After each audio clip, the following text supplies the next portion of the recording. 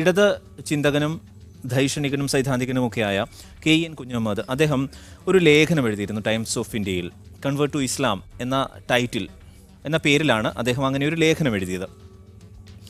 ഇത് പക്ഷേ എന്താണോ ലേഖനം ഉദ്ദേശിച്ചിരുന്നത്, എന്താണോ അതിൽ വിവക്ഷിച്ചിരുന്നത്, അതിൻ്റെ അർത്ഥതലങ്ങളെയൊക്കെ മാറ്റിമറിക്കുന്ന തരത്തിലേക്കുള്ള ചർച്ചകളിലേക്ക് പോവുകയും അതിനെ വലിയ തരത്തിൽ രാഷ്ട്രീയവൽക്കരിക്കുകയും ഒക്കെ ചെയ്തിരുന്നു. അദ്ദേഹം നവോത്ഥാനത്തെക്കുറിച്ച്, നവോത്ഥാനം മുന്നോട്ട് വെക്കുന്ന ബദലുകളിൽ ഒന്ന് പ്രധാനമായും അത് മതപരിവർത്തനമാണ് എന്ന തരത്തിലുള്ള കണ്ടന്റാണ് അത് എഴുതിയിരുന്നത്. അദ്ദേഹം തന്നെ അതിനെക്കുറിച്ച് പിന്നീട് വിശദീകരിക്കുന്നുമുണ്ട്. അതായത് നവോത്ഥാന കാലത്ത് മതപരിവർത്തനത്തോട് വളരെ ഉദാരമായ സമീപനമായിരുന്നു കാട്ടിയിരുന്നത് എങ്കിൽ മതപരിവർത്തനമൊക്കെ കഴിഞ്ഞ് കൂടുതൽ സിവിലൈസ്ഡ് ആയൊരു സൊസൈറ്റിയിലേക്ക് എത്തി നിൽക്കുന്ന നമ്മൾ മതപരിവർത്തനത്തോട് അത്ര ഉദാരമായ സമീപനമല്ല കാഴ്ചവെക്കുന്നത് എന്നാണ് KN പറഞ്ഞിരുന്നത് എന്നാണ് പറയപ്പെടുന്നത്. ഇപ്പോൾ അദ്ദേഹം അതിനെ സാധൂകരിക്കുന്ന തരത്തിൽ നിരവധി ഉദാഹരണങ്ങളൊക്കെ ചൂണ്ടിക്കാണിക്കുന്നുണ്ട്. ശ്രീനാരായണ ഗുരുദേവൻ അദ്ദേഹം മഹാത്മാഗാന്ധിയുമായുള്ള സംഭാഷണത്തിൽ പറയുന്ന ചില ശകലങ്ങളൊക്കെ അതിൽ പ്രധാനമായും എടുത്തു കാണിക്കുന്നുണ്ട്. കാരണം ഒരു മതത്തിൽ ഒരാൾ നിൽക്കുമ്പോൾ അത് അയാൾക്ക് വീർപ്പുമുട്ടൽ സൃഷ്ടിക്കുന്നു എങ്കിൽ അത് അയാൾക്കും മതത്തിനും ഒരുപോലെ ബുദ്ധിമുട്ടാവുകയും അയാൾക്ക് അത് വിട്ട് മറ്റൊരു മതത്തിലേക്ക് വരാം എന്ന് മഹാത്മാഗാന്ധി ശ്രീനാരായണ ഗുരുവുമായുള്ള സംഭാഷണത്തിനിടയിൽ അവരുടെ സംഭാഷണത്തിൽ പറഞ്ഞിരുന്നു. മാത്രമല്ല നിരീശ്വരവാദിയായിരുന്ന EV രാമസ്വാമി നായ്ക്കർ അദ്ദേഹവും ഇക്കാര്യത്തിൽ കൃത്യമായ നിലപാട് എടുത്തിരുന്നു. മതപരിവർത്തനം എന്നുള്ളത് നല്ലതാണ്, അത് വിശാലമായ അർത്ഥത്തിൽ നല്ലതാണ് എന്ന തരത്തിൽ രാമസ്വാമി നായ്ക്കർ പറഞ്ഞിരുന്ന കാര്യങ്ങളെ കൂടി ചൂണ്ടിക്കാണിക്കപ്പെടുന്നുണ്ട്. കാരണം ആദി ദ്രാവിഡരിൽപ്പെട്ടവരിൽ നിരവധി പേർ ഇസ്ലാം മതം പുലുകിയപ്പോൾ അവർക്ക് ജാതീയതയിൽ നിന്നുള്ള മോചനം കൂടിയായിരുന്നു എന്ന കാര്യങ്ങൾ കൂടി നമ്മൾ പരിഗണിക്കേണ്ടതാണ്. ഈ കാര്യങ്ങളൊക്കെ അത് വരുന്നുണ്ട്. നമുക്ക് KN തന്നെ ഇക്കാര്യത്തിൽ എന്താണ് പറഞ്ഞത്, ഈ ലേഖനത്തെക്കുറിച്ച് എന്താണ് പറഞ്ഞത് എന്ന് കേൾക്കാം. ആദ്യം ടൈംസ് ഓഫ് ഇന്ത്യയിലെ ലേഖനത്തെക്കുറിച്ച് പറയുമ്പോൾ അത് ഔപചാരികമായ അർത്ഥത്തിലൊരു ലേഖനമല്ല. കാരണം ടൈംസ് ഓഫ് ഇന്ത്യയുടെ പ്രതിനിധി പത്രപ്രവർത്തകനായുള്ള പ്രശാന്ത് വീട്ടിൽ വന്ന് തയ്യാറാക്കിയിട്ടുള്ള, ഞങ്ങൾ തമ്മിൽ നടത്തിയ ദീർഘമായ സംഭാഷണത്തിൻ്റെ പശ്ചാത്തലത്തിൽ തയ്യാറാക്കിയുള്ള ചെറിയൊരു കുറിപ്പാണത്. ആ കുറിപ്പ് 2019 പുതുവർഷ പുലരിയിൽ 1-ാം തീയതി അടിച്ചു വന്ന സമയം തൊട്ട് അത് വലിയ ഇളക്കെന്ന് പറഞ്ഞാൽ പോരാ, കോളിളക്കം തന്നെ ഉണ്ടാക്കിക്കൊണ്ടിരിക്കുകയാണ്. ഒരർത്ഥത്തിൽ അത് നന്നായി എന്നാണ് ഞാൻ വിചാരിക്കുന്നത്. കാരണം ആശയ സംവാദത്തിൻ്റെ വേലിയിറക്ക കാലത്താണ് നമ്മളിപ്പോൾ ജീവിച്ചുകൊണ്ടിരിക്കുന്നത്. ഒരു പരിധിവരെ ആശയമുക്ത ലോകം എന്ന ആഗോളവൽക്കരണത്തിൻ്റെ അജണ്ടയാണ് വിജയിച്ചുകൊണ്ടിരിക്കുന്നത്. അപ്പോൾ അതിനെ പ്രതിരോധിക്കേണ്ടതുണ്ട്. അപ്പോൾ ആ അർത്ഥത്തിൽ ഇതൊരു സംവാദമായി വികസിക്കുകയാണെങ്കിൽ സ്വാഗതാർഹമാണ്. പക്ഷേ സംവാദമാകുന്നതിന് പകരം അത് ഒരു വിവാദമായിട്ട് വഴുക്കുന്നതാണ്. അതിൻ്റെ പ്രധാനപ്പെട്ട കാരണം പലരും ടൈംസ് ഓഫ് ഇന്ത്യയിലെ തലക്കെട്ടിൽ തട്ടി വീണുപോകേണ്ടായത്. ഇപ്പം ഫോൺ ചെയ്ത പലരോട് ഞാൻ പറഞ്ഞത് തലക്കെട്ടിൽ തലകുത്തി വീഴരുത്. കാരണം തലക്കെട്ട് തയ്യാറാക്കിയിരിക്കുന്നത് പ്രശാന്താണ്. അത് സ്വാഭാവികമായിട്ട് വായനക്കാരെ ആകർഷിക്കാനോ അല്ലെങ്കിൽ പ്രസിദ്ധീകരണത്തിൻ്റെ പതിവ് രീതിയായ സെൻസേഷണലിസത്തിൻ്റെയൊക്കെ ഭാഗമായിട്ടാണ്. പക്ഷേ ഈ അഭിമുഖത്തിൽ പറയാൻ ശ്രമിച്ചൊരു കാര്യം അത് വളരെ പ്രധാനപ്പെട്ടതാണ് എന്ന് തുടർന്ന് വരുന്ന പ്രതികരണങ്ങൾ വ്യക്തമാക്കുന്നുണ്ട്. അത് ഒറ്റ വാക്യത്തിൽ പറഞ്ഞാൽ, നവോത്ഥാന കാലം മതപരിവർത്തനത്തെ സമീപിച്ചിരുന്നത് കുറേയേറെ ജനാധിപത്യപരമായിട്ടാണ്. എന്നാൽ നവോത്ഥാനാനന്തര കാലം എന്ന് പറയുന്ന നമ്മുടെ കാലം അന്നത്തേക്കാൾ വളരെ വളർന്നു എന്നാണ് നമ്മൾ വിചാരിക്കുന്നത്. പക്ഷേ മതപരിവർത്തനം ഉൾപ്പെടെയുള്ള പല വിഷയങ്ങളിലും നവോത്ഥാന കാലത്തെ അപേക്ഷിച്ച് നമ്മൾ പിറകിലാണ്. ഇതിനെന്താണ് കാരണം? ഇത് പുനഃപരിശോധന ആവശ്യപ്പെടേണ്ടതുണ്ട് എന്ന ഒരു കാഴ്ചപ്പാടാണ് അതിൽ വെച്ചിരിക്കുന്നത്. ഇതിൻ്റെ തലക്കെട്ട് കൺവേർട്ട് ടു ഇസ്ലാം എന്നതാണ്, ഇസ്ലാമിലേക്ക് മാറുക എന്നുള്ളതാണ്. സത്യത്തിൽ ഇസ്ലാമിലേക്കോ ക്രിസ്ത്യാനിറ്റിയിലേക്കോ ബുദ്ധമതത്തിലേക്കോ മാറണം എന്നൊരാശയമല്ല അതിൽ മൗലികമായിട്ട് അവതരിപ്പിച്ചിരിക്കുന്നത്. അല്ലെങ്കിലും ലോകത്തുള്ള മുഴുവൻ ആളുകളും, അങ്ങനെയാണ് ചില ആളുകൾ ഫോൺ ചെയ്ത് പറഞ്ഞത്, ലോകത്തുള്ള മുഴുവൻ ആളുകളോടും ഇന്ത്യയിലുള്ള മുഴുവൻ ആളുകളോടും ഉടൻ ഇസ്ലാം മതത്തിലേക്ക് മതം മാറാൻ ഞാൻ ആഹ്വാനം ചെയ്തിരിക്കുന്നതാണ്. ആഹ്വാനം ചെയ്യാൻ ഞാൻ ആര്? ഇത് കേരളത്തിൽ, ഇന്ത്യയിൽ, ലോകത്ത് നടക്കുന്ന ആശയപരമായൊരു ചർച്ചയാണ്. അത് എത്രയോ കാലമായി ആരംഭിച്ച ചർച്ചയാണ്. അതിൽ പലരും ഇടപെടുന്ന കൂട്ടത്തിൽ ഞാനും ഇടപെട്ടു എന്ന് മാത്രമേ ഉള്ളൂ. അപ്പോൾ അതിൻ്റെ മൗലികമായുള്ള കാര്യം എന്താ പറഞ്ഞാൽ, ഒരു പാർട്ടിയിൽ നിന്ന് വേറൊരു പാർട്ടിയിലേക്ക്, ഒരു പ്രത്യേക അഭിരുചി പുലർത്തിയ അയാൾ വേറൊരു അഭിരുചിയിലേക്ക്, ഇപ്പോൾ ഭക്ഷണത്തിൻ്റെയൊക്കെ കാര്യത്തിൽ വലിയ മാറ്റമാണ് ഇപ്പോൾ വന്നുകൊണ്ടിരിക്കുന്നത്. അപ്പോൾ അങ്ങനെ അഭിരുചിയിൽ മാറ്റം വരുന്നു, രാഷ്ട്രീയ നിലപാടിൽ മാറ്റം വരുന്നു, ജീവിത കാഴ്ചപ്പാടിൽ മാറ്റം വരുന്നു. അതുപോലെ മതവിശ്വാസത്തിലും ആളുകൾക്ക് മാറ്റം വരാവുന്നതാണ്. തങ്ങൾ വിശ്വസിക്കുന്ന മതം ഒരാളെ സംതൃപ്തി നൽകുന്നില്ലെങ്കിൽ അവർക്ക് മറ്റൊരു മതത്തിലേക്ക് കടക്കാവുന്നതാണ്. ഇനി അവിടെയും സംതൃപ്തിയും സ്വസ്ഥതയും കിട്ടുന്നില്ലെങ്കിൽ അവർക്ക് മതം തന്നെ ഉപേക്ഷിക്കാവുന്നതാണ്. ഈ അർത്ഥത്തിൽ ഒരു വ്യക്തിയുടെ പൗരാവകാശ സ്വാതന്ത്ര്യത്തിൻ്റെ പ്രശ്നമാണ് ഞാൻ പ്രധാനമായിട്ട് ഉയർത്താൻ ശ്രമിച്ചത്. അത് ടൈംസ് ഓഫ് ഇന്ത്യയിലെ ഈ കുറിപ്പ് അപര്യാപ്തമാണെങ്കിൽ പോലും ഈ കുറിപ്പ് സൂക്ഷ്മമായിട്ട് വായിച്ചാൽ ഈ കാര്യം വ്യക്തവും. ഇതിലെ ഒന്നാമത്തെ പാരഗ്രാഫ് പറയുന്നത് ശ്രീനാരായണ ഗുരുവിനെ കുറിച്ചാണ്. രണ്ടാമത്തെ പാരഗ്രാഫിലും പറയുന്നത് ശ്രീനാരായണ ഗുരുവിനെ കുറിച്ചാണ്. ശ്രീനാരായണ ഗുരുവിൻ്റെ അലച്ചിൽ കാലഘട്ടം, അതായത് 1888 ശിവപ്രതിഷ്ഠയ്ക്ക് മുമ്പുള്ള ഗുരുവിൻ്റെ യാത്രയുടെ കാലം. ആ യാത്രയുടെ കാലത്ത് ഗുരു ആരൊക്കെ കണ്ടു, എന്തൊക്കെ സംസാരിച്ചു, ഏതൊക്കെ സംവാദത്തിൽ ഏർപ്പെട്ടു എന്നതിനെക്കുറിച്ച് നമുക്ക് വ്യക്തമായുള്ള ധാരണകളില്ല. പക്ഷേ നമുക്ക് ലഭ്യമായ വിവരങ്ങൾ വെച്ച് വിവിധ മതത്തിൽപ്പെട്ട പണ്ഡിതന്മാരെ കണ്ടിട്ടുണ്ട്, സന്യാസിമാരെ കണ്ടിട്ടുണ്ട്, തമിഴ് സിദ്ധന്മാരുടെ കൃതികളിലൂടെ സൂക്ഷ്മമായി കടന്നുപോയിട്ടുണ്ട്, സൂഫികളെ കണ്ടിട്ടുണ്ട്. ഈ വിവരമാണ് ഒന്നാമത്തെ പാരഗ്രാഫിലും രണ്ടാമത്തെ പാരഗ്രാഫിലും പറയുന്നത്. മൂന്നാമത്തെ പാരഗ്രാഫിൽ വിശദീകരിക്കാൻ ശ്രമിച്ചത് ശ്രീനാരായണ ഗുരു മതപരിവർത്തനത്തെക്കുറിച്ചും വ്യത്യസ്ത മതങ്ങളെക്കുറിച്ചും വളരെ ജനാധിപത്യപരമായ കാഴ്ചപ്പാട് പുലർത്തിയ കേരളത്തിലെ നവോത്ഥാന നായകനാണ്, ആത്മീയ നേതാവാണ്, സാമൂഹ്യ പരിഷ്കർത്താവാണ്. ആ അർത്ഥത്തിൽ അദ്ദേഹത്തിൻ്റെ 2 കൃതികൾ ഈ പറഞ്ഞ മൂന്നാമത്തെ പാരഗ്രാഫിൽ പരാമർശിക്കുന്നുണ്ട്. അതൊന്ന് 1914 ഗുരു എഴുതിയിട്ടുള്ള അദ്ദേഹത്തിൻ്റെ പ്രബോധനാത്മകമായ കൃതിയാണ്. അത് അനുകമ്പ ദശകം എന്ന കൃതിയാണ്. മറ്റത് അദ്ദേഹത്തിൻ്റെ ദാർശനിക കൃതിയാണ്, ആത്മോപദേശ ശതകം. ഈ 2 കൃതിയിലും ആദ്യം പരാമർശിച്ച കൃതിയിലാണ് ഒരുപക്ഷെ കേരളത്തിലെ മുസ്ലിങ്ങളടക്കം ഇന്ന് പ്രധാനമായിട്ട് ഉപയോഗിക്കുന്ന, പ്രവാചകനെക്കുറിച്ച് പറയുമ്പോൾ ഉപയോഗിക്കുന്ന ഒരു തലക്കെട്ടുണ്ട്. അതിൽ തന്നെ ഒരുപക്ഷെ ഈ അടുത്ത് വന്ന ഒരു സംവാദം ശ്രദ്ധേയമാണ്. അത് പ്രവാചക തിരുമേനി എന്ന് പറയുന്നത് ജാതി മേൽക്കോയ്മ രൂപപ്പെടുത്തിയ ഭാഷാപ്രയോഗമായിട്ട് ബന്ധപ്പെട്ട് രൂപപ്പെട്ടൊരു പ്രയോഗമാണ് എന്ന് ചിന്തകനായുള്ള ഷമീം പറയുന്നുണ്ട്. ഷമീമിനോടാണ് എനിക്കത് യോജിപ്പുള്ളത്. അത് വേറൊരു വിഷയമാണ്. പക്ഷേ ഞാൻ പറയുന്നത് ശ്രീനാരായണൂർ ഉപയോഗിച്ച തിരുമേനി എന്നല്ല, കരുണാവാൻ നബിമുത്തു രത്നമോ എന്നാണ്. മുത്ത് നബി എന്നുള്ള പ്രയോഗം തീർച്ചയായിട്ടും നബിയോടുള്ള, പ്രവാചകനോടുള്ള ലോകത്തിലെങ്ങുമുള്ള മുസ്ലിങ്ങളുടെ, വിശ്വാസികളായുള്ള മുസ്ലിങ്ങളുടെ തീവ്രമായ അടുപ്പം പ്രഖ്യാപിക്കുന്ന മലയാളത്തിലെ ഏറ്റവും ഹൃദ്യമായ പ്രയോഗമാണ്. അതാ തിരുമേനിയല്ലത്. ആ തിരുമേനി ജാതി മേൽക്കോയ്മ കെട്ടിവെച്ചൊരു പ്രയോഗമാണ്.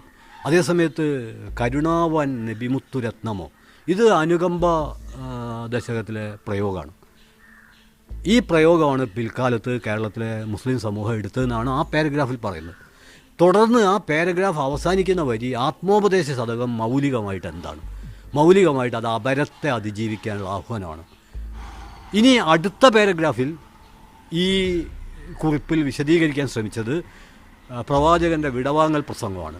ആ വിടവാങ്ങൽ പ്രസംഗത്തിൽ പല ആശയങ്ങൾ പറയുന്നുണ്ട്. അറബിക്ക് അനറബിയേക്കാളോ അനറബിക്ക് അറബിയേക്കാളോ എന്തെങ്കിലും മഹത്വമുണ്ട് എന്ന് കരുതാനാവില്ല, ദൈവവിശ്വാസത്തിലൊഴികെ എന്ന് പറഞ്ഞിട്ട് അതിലൊരു വാക്യമുണ്ട്: നാളിതുവരെയുള്ള എല്ലാ വംശീയ വിഭജനങ്ങളെയും ഞാനിതാ ചവിട്ടിത്തേച്ച് കളഞ്ഞിരിക്കുന്നു. അതാണ് ആ പ്രയോഗം. ആത്മോപദേശ ശതകത്തിലെ അപരത്തെ അതിജീവിക്കുക എന്നുള്ള ആശയവും ഈ ആശയവും തമ്മിലുള്ള അടുപ്പമാണ് ഞാൻ അടയാളപ്പെടുത്തിയത്. അത് കഴിഞ്ഞ് അടുത്ത ഭാഗത്ത് വിശദീകരിക്കാൻ ശ്രമിക്കുന്നത് ഇസ്ലാമിലെ വിമോചന കാഴ്ചപ്പാട് ലോകത്ത് പല സമരങ്ങൾക്കും പ്രചോദനം നൽകിയിട്ടുണ്ട്. ഇപ്പം കേരളത്തിൻ്റെ പശ്ചാത്തലത്തിൽ കാർഷിക രംഗത്തൊക്കെയുള്ള ഇടപെടലുകൾ, അതിൻ്റെ ഭാഗമായിട്ട് മമ്പുറം ഫസൽ പൂക്കോയ തങ്ങൾ 1852 തിരുമേനി, തമ്പുരാൻ, അടിയൻ എന്നൊക്കെയുള്ള മേൽക്കോയ്മയെ സൂചിപ്പിക്കുന്ന പ്രയോഗങ്ങൾ ഉപേക്ഷിക്കണമെന്ന് പറയുന്നുണ്ട്. അതോടൊപ്പം തന്നെ ഉച്ഛിഷ്ടം തിന്നരുതെന്ന് പറയുന്നുണ്ട്. ഇങ്ങനെ മൗലികമായുള്ള ആശയങ്ങൾ പറയുന്നുണ്ട്.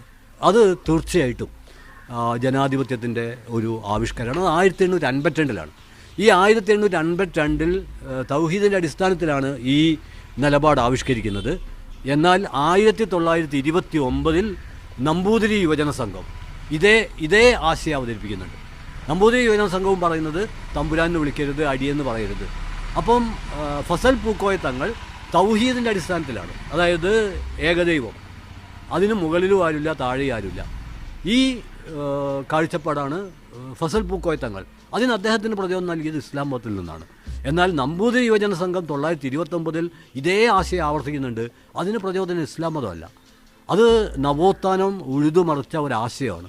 1938 കർഷക പ്രസ്ഥാനം ഇതേ ആശയം പറയുന്നുണ്ട്. തമ്പുരാൻ എന്ന് വിളിക്കില്ല, പാളയക്കഞ്ഞി കുടിക്കില്ല, ആത്മാഭിമാന ധ്വംസകമായ പദപ്രയോഗങ്ങൾ ഉപയോഗിക്കരുതെന്ന് പറയുന്നുണ്ട്. അത് വർഗപരമായ കാഴ്ചപ്പാടിൽ നിന്നുണ്ടായതാണ്. അപ്പോൾ ഞാൻ മുന്നോട്ട് വെക്കാൻ ശ്രമിച്ചത് തൗഹീദിൻ്റെ അടിസ്ഥാനത്തിൽ രൂപപ്പെട്ടു വന്ന സമത്വ കാഴ്ചപ്പാട്, നവോത്ഥാനത്തിൽ നിന്ന് രൂപപ്പെട്ടു വന്ന നമ്പൂതിരി യുവജന സംഘം മുന്നോട്ട് വെച്ച സമത്വ കാഴ്ചപ്പാട്, വർഗസമര പശ്ചാത്തലത്തിൽ രൂപപ്പെട്ട സമത്വ കാഴ്ചപ്പാട്, ഇവ സൈദ്ധാന്തികമായി വ്യത്യസ്തമായിരിക്കുമ്പോഴും ഇത് പ്രായോഗികമായി ഐക്യപ്പെടുന്നുണ്ട്. ആ അർത്ഥത്തിൽ നവോത്ഥാനം സൈദ്ധാന്തികമായി വ്യത്യസ്ത നിലപാടുകൾ പുലർത്തുന്ന കാഴ്ചപ്പാടുകളെ പ്രായോഗികമായി ഐക്യപ്പെടുത്താൻ ശ്രമിച്ചിട്ടുണ്ട്. അതിലേറ്റവും ഗംഭീര മലയാള മാതൃക ശ്രീനാരായണ ഗുരുവാണ്. ഉദാഹരണമായിട്ട് ഗുരു മുന്നോട്ട് വെച്ചത് ഇതിൻ്റെ ആദ്യ വിശദീകരണങ്ങൾ, ഈ ലേഖനത്തെക്കുറിച്ച് അദ്ദേഹം നൽകിയിട്ടുള്ള ആദ്യ വിശദീകരണം ആണ് ഇത്. ഇതിനെ പക്ഷേ വളരെ വ്യത്യസ്തമായ രീതിയിലേക്ക്, വളരെ കൃത്യമായി പൊളിറ്റിക്കലായി ഇതിനെ ഉപയോഗിക്കുകയായിരുന്നു സംഘപരിവാർ കേന്ദ്രങ്ങളിൽ നിന്ന്. ഇപ്പോൾ കേരളത്തിൽ BJP നേതാവ് കെ സുരേന്ദ്രൻ അദ്ദേഹം ഇട്ട പോസ്റ്റ് എന്നുള്ളത് തന്നെ, FB പോസ്റ്റ്, ഈ ലേഖനത്തെ തുടർന്ന് സംഘർഷത്തിന് ആഹ്വാനം നൽകുന്ന തരത്തിലുള്ള പോസ്റ്റാണ്. കാരണം RSS ചത്തൊടുങ്ങിയിട്ട് മാത്രമാണ് ഇങ്ങനെയൊരു ഇസ്ലാമിലേക്കുള്ള മതപരിവർത്തനം നടക്കൂ എന്ന് സൂചനകൾ നൽകുന്ന തരത്തിലുള്ള പോസ്റ്റാണ് നൽകിയത്. ഒരുപക്ഷെ കൺവേർട്ട് ടു ഇസ്ലാം എന്ന ഈ പേര്, ഇതിനെയാണ് ഹൈലൈറ്റ് ചെയ്തുകൊണ്ട് അവർ പലതരത്തിൽ ഉപയോഗിക്കുകയും ചെയ്തത്. എനിക്ക് തോന്നുന്നു അതിനും അദ്ദേഹം മറുപടി പറയും. എന്തുകൊണ്ടാണ് ഇങ്ങനെ ഈ തലക്കെട്ടാണ് ഒരുപക്ഷെ ഇത്രത്തോളം തെറ്റിദ്ധരിപ്പിച്ച് ജനങ്ങൾക്കിടയിലേക്ക് ഈ കേന്ദ്രങ്ങൾ എത്തിച്ചത് എന്ന്? അല്ല, സംഘപരിവാറിനെ സംബന്ധിച്ചിടത്തോളം അവർ തലക്കെട്ടിൽ തട്ടി തലകുത്തി വീണതാണ് എന്ന് ഞാൻ വിചാരിക്കുന്നില്ല. കാരണം സംഘപരിവാറിനെ സംബന്ധിച്ചിടത്തോളം മതപരിവർത്തനം സംബന്ധിച്ചുള്ള ഒരു ജനാധിപത്യ സംവാദം അവർക്ക് സാധ്യമല്ല. കാരണം അക്കാര്യത്തിൽ അവർ വാതിലടച്ച് കളഞ്ഞിട്ടുണ്ട്. അവർ പറയുന്നത് മതപരിവർത്തനം എന്ന് പറയുന്നത് രാജ്യദ്രോഹപരമായ ഒരു കാര്യമാണെന്നാണ്. മാത്രമല്ല, അവർ പറയുന്നത് മതം മാറുന്നതോടുകൂടി വിശ്വഹിന്ദു പരിഷത്തൊക്കെ വളരെ കൃത്യമായി പറഞ്ഞിട്ടുണ്ട്, പൗരത്വം നഷ്ടമാവുകയാണ്. അവരെ സംബന്ധിച്ചിടത്തോളം മതം മാറ്റം ഒരു മതത്തിൻ്റെ പ്രശ്നമല്ല, രാഷ്ട്രീയത്തിൻ്റെ പ്രശ്നമാണ്. അതുകൊണ്ടാണ് അവർ മതപരിവർത്തനത്തിനെതിരെയുള്ള ഏറ്റവും വലിയ, ഇന്ത്യയിൽ മതപരിവർത്തനത്തിനെതിരെ ഏറ്റവും വലിയ നിലപാടെടുക്കുന്നത് സംഘപരിവാറാണ്. അത് ജാതി മേൽക്കോയ്മയുടെ ഒരു സമീപനമാണ്. കാരണം അത് ഈ പ്രബന്ധത്തിൽ ഞാൻ ചൂണ്ടിക്കാണിക്കുന്നുണ്ട്. കാരണം ജാതി മേൽക്കോയ്മക്ക് തിരസ്കരിക്കാനല്ലാതെ സ്വീകരിക്കാൻ കഴിയില്ല. ഇത്ര അടി ദൂരെ നിൽക്കണം എന്ന് പറയാനല്ലാതെ ഇങ്ങോട്ട് വാന്ന് പറഞ്ഞ് കൂട്ടിപ്പിടിക്കാൻ പറ്റില്ല. അത് ജാതി മേൽക്കോയ്മയുടെ അടിസ്ഥാന പരിമിതിയാണ്. ഈ അടിസ്ഥാന പരിമിതി കൊണ്ടാണ് അവർക്ക് മതപരിവർത്തനത്തെ അംഗീകരിക്കാൻ പറ്റാത്തത്. അതുകൊണ്ട് സംഘപരിവാറുകാർ ജന്മഭൂമി പത്രത്തിൽ അവർ ആദ്യം തന്നെ ഒരു പ്രബന്ധം അച്ചടിച്ചു. അതിൽ ഇങ്ങനെ മതം മാറാനുള്ളൊരു ആഹ്വാനം നൽകിയിരിക്കുകയാണ്. ഈ അടുത്ത് 1-ാം തീയതി രൂപപ്പെട്ട മതിൽ, വനിതാ മതിലിൻ്റെ പശ്ചാത്തലത്തിൽ ഈ വനിതാ മതിലിൻ്റെ തുടർച്ചയായിട്ട് എല്ലാ ആളുകളെയും ഇസ്ലാം മതത്തിലേക്ക് കൊണ്ടുപോകാനുള്ള ഒരു ശ്രമമാണ് നടത്തുന്നത്. അങ്ങനെ നിരവധി ചോദ്യങ്ങൾ ഇക്കാര്യത്തിൽ ഉയർന്നു വന്നിരുന്നു. മതപരിവർത്തനം എന്നുള്ളത്, അല്ലെങ്കിൽ മതം മാറാനുള്ള സ്വാതന്ത്ര്യം ഒരു വ്യക്തിയുടെ സ്വാതന്ത്ര്യമാണ്. ഈ നവോത്ഥാന കാലഘട്ടത്തിൽ അതിനുള്ള സ്വാതന്ത്ര്യം നമുക്കുണ്ടായിരുന്നു. പക്ഷേ അതിനുശേഷം വന്ന ഒരു സിവിലൈസ്ഡ് സൊസൈറ്റിയിൽ എന്ന് അവകാശപ്പെടുന്ന ഒരു സൊസൈറ്റിയിൽ അതില്ല എന്നുകൂടിയാണ് പറഞ്ഞു വയ്ക്കുന്നത്. കാരണം വ്യക്തികളുടെ തെരഞ്ഞെടുപ്പാണ് ഇത്. വ്യക്തികളുടെ തെരഞ്ഞെടുപ്പ് എന്നതിനപ്പുറത്തേക്ക് ഏതെങ്കിലും ഒരു സമുദായത്തിൻ്റെ എണ്ണം കൂടിയോ കുറഞ്ഞോ എന്ന ചതുരക്കള്ളിയിലേക്ക് ഈ മതപരിവർത്തനത്തെ, വ്യക്തിയുടെ തെരഞ്ഞെടുപ്പിനെ മാറ്റുന്നു എന്നുള്ളതാണ് ചിന്തിക്കേണ്ടത്. ആ കാര്യം കൂടിയാണ് പ്രധാനമായും ചർച്ച ചെയ്യപ്പെടേണ്ടത്. ഇവിടെ സംഘപരിവാർ ഇക്കാര്യത്തിൽ ഒരു പരസ്യമായ സംവാദത്തിന് തയ്യാറാണോ എന്ന ചോദ്യവും ഉന്നയിക്കപ്പെടുന്നുണ്ട്. അതിനും അദ്ദേഹം മറുപടി പറയുന്നു. നോക്കൂ. അല്ല, സംഘപരിവാറിനെ സംബന്ധിച്ചിടത്തോളം സാധാരണഗതിയിൽ ഒരു ജനാധിപത്യ സംവാദത്തിന് അവർ സന്നദ്ധമാകുമെന്ന് പ്രതീക്ഷിക്കാനാവില്ല. കാരണം മുമ്പും എനിക്കൊരു അനുഭവമുണ്ട്.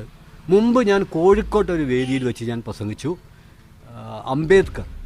അംബേദ്കർ രാമായണത്തെയും മഹാഭാരതത്തെയും ഭഗവത്ഗീതയും ഒക്കെ ബ്രാഹ്മണ സാഹിത്യത്തിലാണ്, ദ്വിജ സാഹിത്യത്തിലാണ് ഉൾപ്പെടുത്തിയത്. ഇതാണ് ഞാൻ പ്രസംഗിച്ച ഒരാശയം. പക്ഷേ സംഘപരിവാർ സുഹൃത്തുക്കൾ ജന്മഭൂമി റിപ്പോർട്ട് ചെയ്തത് ഭഗവത്ഗീതയെ അവഹേളിച്ചുകൊണ്ട് KEN കുഞ്ഞഹമ്മദ്. വലിയ തലക്കെട്ടാണ്. ആ വാർത്ത വായിച്ചാൽ അംബേദ്കറുടെ പേരില്ല. അംബേദ്കർ പറഞ്ഞ ഒരാശയം എൻ്റെ ആശയമാണ്, ഞാനാണിത് പറഞ്ഞത് എന്ന മട്ടിൽ അവതരിപ്പിക്കുകയാണ്. അപ്പോൾ പിന്നെ സംവാദം സാധ്യമല്ല. നേരെ മറിച്ച് അംബേദ്കർ പറഞ്ഞൊരാശയം കെയ്യൻ കോട്ട് ചെയ്തു എന്ന അർത്ഥത്തിൽ പറഞ്ഞ സംവാദം സാധ്യമാണ്. കാരണം അത് അംബേദ്കർ പറഞ്ഞതാണല്ലോ. പിന്നെ നമുക്ക് ആ സംവാദത്തിലെ പ്രസക്തമായുള്ള കാര്യം ഏത് പശ്ചാത്തലത്തിലാണ് അംബേദ്കർ പറഞ്ഞത് എന്നത് ചർച്ച ചെയ്യാനേ ഉള്ളൂ. അതുകൊണ്ട് ജനാധിപത്യപരമായൊരു സംവാദത്തിന് മുൻ അനുഭവങ്ങളുടെ പശ്ചാത്തലത്തിൽ അവർ സന്നദ്ധമാകുമെന്ന് ഞാൻ കരുതുന്നില്ല. എന്നാലും മാറ്റത്തിൻ്റെ ഒരു കാലത്തിലൂടെയാണല്ലോ മനുഷ്യരെല്ലാം കടന്നു പോകുന്നത്. അതുകൊണ്ട് സംഘപരിവാറുകാർക്ക് ഒരു കാലത്തും ഒരുവിധ മാറ്റവും ഉണ്ടാവില്ല എന്ന് മുൻകൂറായി നാം പ്രഖ്യാപിക്കേണ്ട കാര്യമില്ല. കാത്തിരിക്കാം. അവർ ഒരു ആരോഗ്യകരമായ സംവാദത്തിന് സന്നദ്ധമാവുകയാണെങ്കിൽ ഞാൻ നൽകിയ മറുപടി കൂടിയായിരുന്നു, മീഡിയ വണ്ണ് നൽകിയ മറുപടി കൂടിയായിരുന്നു ഇത്. യഥാർത്ഥത്തിൽ മതങ്ങളല്ല, ഈ സംവരണ അല്ലെങ്കിൽ വരേണ്യ വർഗങ്ങളുടെ പ്രത്യയശാസ്ത്രമാണ് മതപരിവർത്തനത്തെ ഭയക്കുന്നത്, ഭയപ്പാടോടെ കാണുന്നത് എന്ന സജീവമായൊരു ചർച്ചയുണ്ടായിരുന്നു. അതിനോടുകൂടി ചേർത്ത് വയ്ക്കാവുന്നത് കൂടിയാണ് ഈ വാക്കുകൾ.